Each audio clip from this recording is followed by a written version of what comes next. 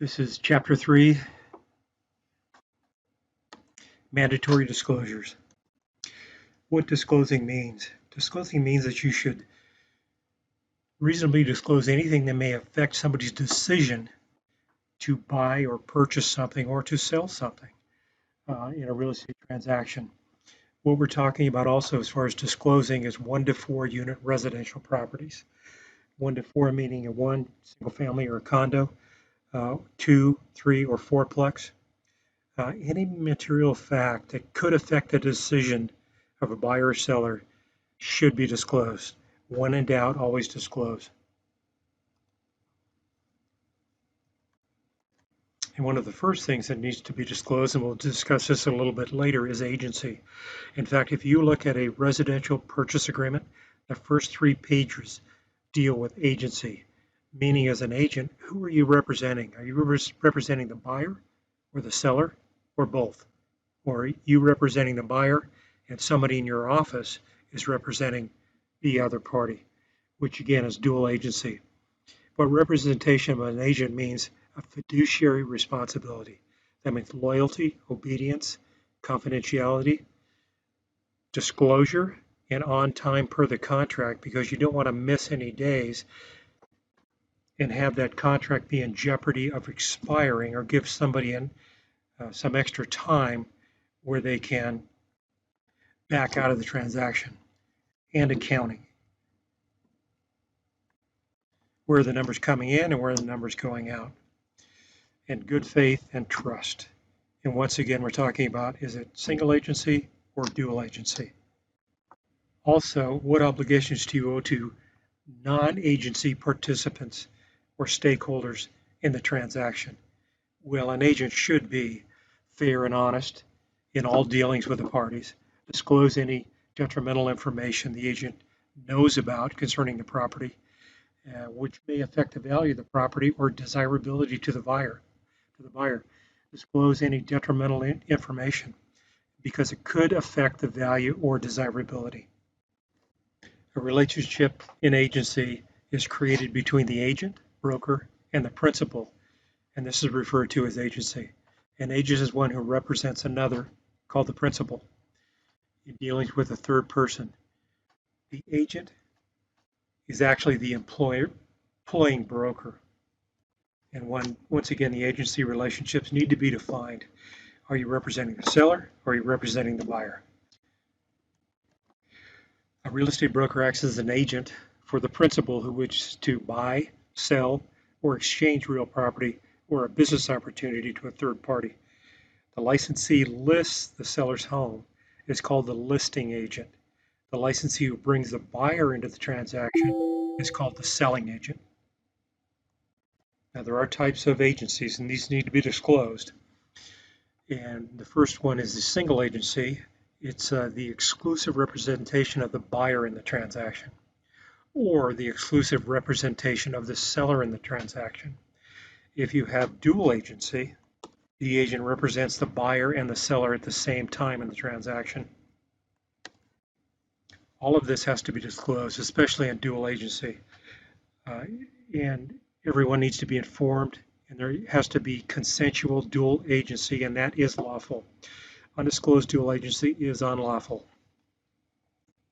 There also may be sub-agents in the transaction, and this refers to brokers who are appointed by an agent to help carry out the purpose of the agent in the transaction.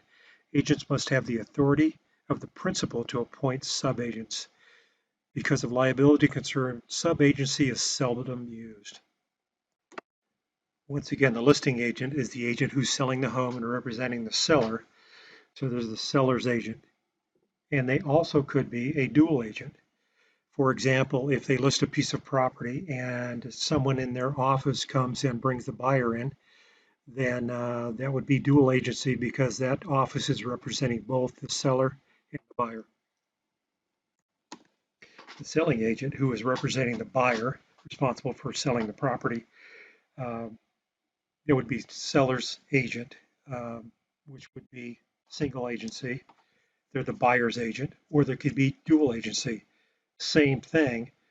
Possibly you're in a large office and you have a buyer and during your office meeting you hear about a great property and you go up and place an offer on that property which is accepted, well, now it becomes dual agency because you have the listing agent and the selling agent on the same transaction. Now let's talk about the agency disclosure, and we'll go over the acronym DEC. The Civil Code requires that any licensee in a transaction involving a 1 to 4 residential property must disclose the agency. The disclosure, and once again, that's the first 3 pages of the contract, so it has to be disclosed. The licensee will educate his or her principal or customer on the different types of agency. This is the step will be in writing and on a disclosure form. And with that, they will obtain the seller's or the buyer's signature on the disclosure form. Step 2 is elect. The agent and the principal decide on which type of agency will be used. Circumstances can change throughout the transaction, and this should be an informed mutual decision between seller and agent, as well as buyer and agent. The last step is confirm. The confirmation of the type of agency elected must be in writing.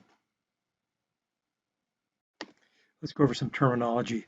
Listing agents not selling their own listings. So in this case, they're a single agent. They're just listing the property.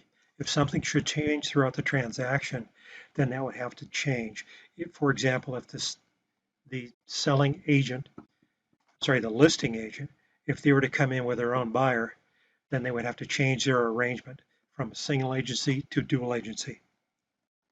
Just in this case, listing agents selling their own listings in-house. What that means is they go out and list the property. So they are the listing agent, but someone in their own house or their own brokerage comes up with a buyer, then the seller needs to be aware of the dual agency that's just been created. Selling agents, or those representing buyers, need to, of course, disclose their single agency with their buyer.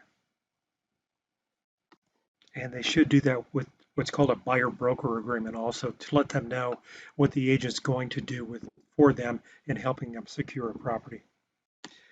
And selling agents who are working with the seller need to disclose as soon as possible also that they have a buyer coming in and they are a single agent and they're placing an offer on the listing agent's property.